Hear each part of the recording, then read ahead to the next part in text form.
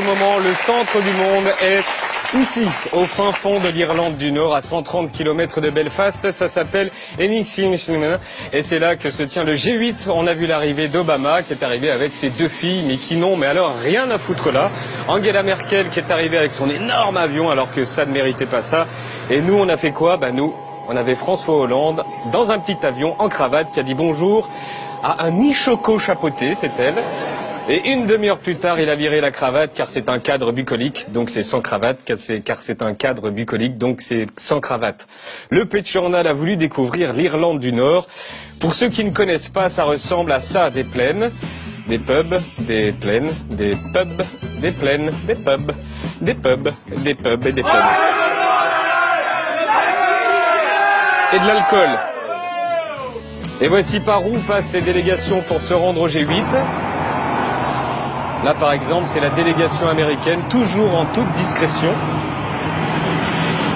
Des délégations qui ont dû voir ça à travers les fenêtres de leur voiture. Oh, mais quelle est jolie cette petite ville avec ses magasins agréables. Justement, c'est la polémique de ce G8. Cette ville a en fait été totalement refaite pour l'occasion, mais genre refaite pour de faux, pour que quand les présidents passent, ils se disent que c'est beau. Mais en fait, tout est bidon, tout est faux. C'est ouvert. La porte est ouverte, mais... Garcimore magie, les autorités ont fait coller des stickers en plastique sur les bâtiments abandonnés. Alors là, vous avez un faux magasin de chaussures, vous avez une fausse agence de voyage, un faux antiquaire. Et regardez bien, si on s'approche, c'est vide à l'intérieur. Et voici notre top 3 des magasins bidons. En 3, la fausse chambre de commerce avec un logo, des fenêtres et une porte en plastique.